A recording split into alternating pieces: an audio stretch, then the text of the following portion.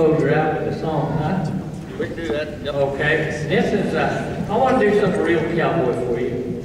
And this is about a cowboy of poem as I ever heard. I wish I'd have written it. It was written by a very dear friend of mine. His name is Sonny Hancock up in Oregon country. He was just an old cowboy.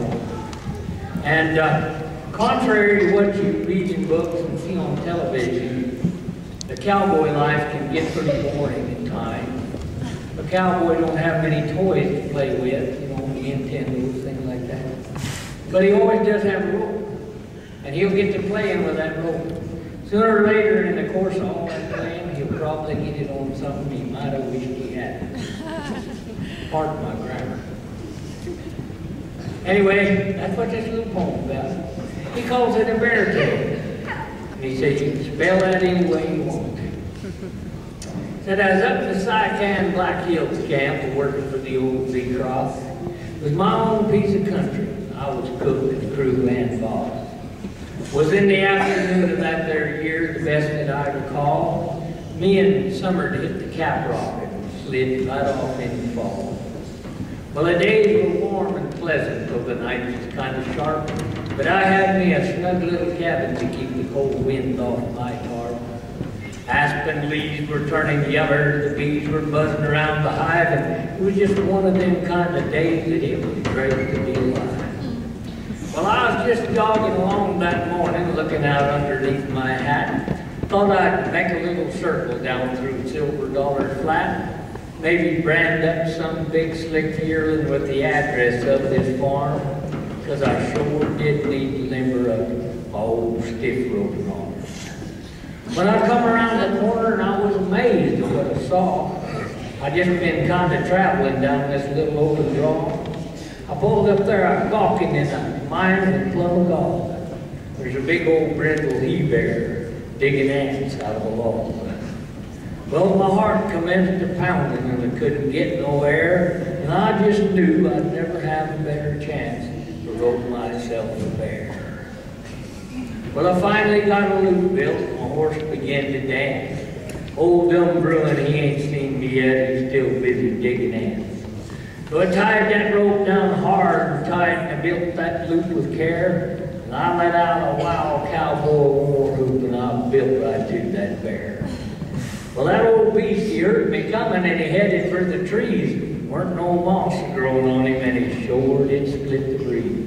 But I rolled right up behind him and like that Bible story told, I cast my bread upon the waters and they came back 1,000-fold.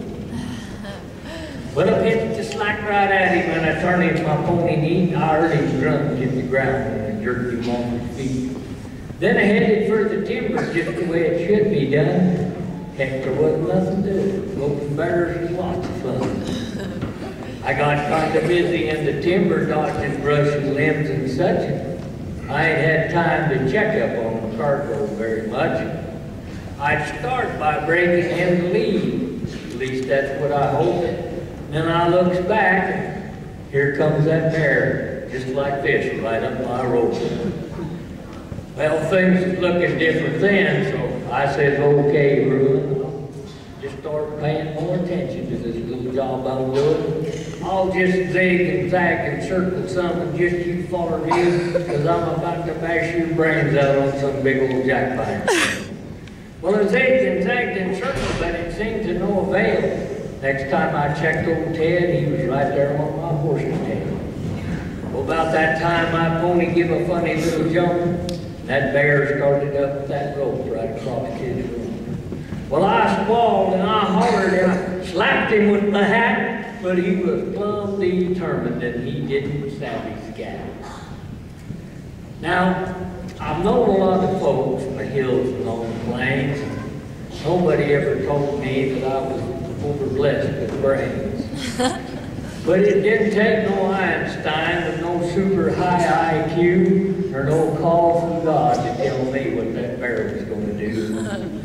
A coward's way out to batting in almost anybody's book, but that bear's almost in the saddle now, so that's the route I took. I bailed off and checked it to him, and a big rock broke my fall. I says, old pard, I reckon that you just of all wrong. As they went a-crashing through the timber, I began to realize, of course, that I'd just lost a darn good saddle. The company'd lost a horse. How's a man supposed to tell it with the boss is standing there? How you took a plumb good horse and just give him to a bear? Well, them thoughts and lots more like them was running through my mind as I went limping down this cow trail trying to leave that wreck behind. My clothes was all in tatters and I'd lost a little hide, but my body wasn't hurting near as bad as it was my pride. So I'm headed down the mountain, I'm mulling over this here caper. I'm saying some things that I'm sorry folks I couldn't put down on paper. Then I hears a horse a-coming and the sound began to swell. Back the way I just come from and I wonders what the... Then I sees a horse a-coming. He's stepping lively down the slope. That old bear's up in the saddle. Got a loop bill swinging my rope. Yeah, go.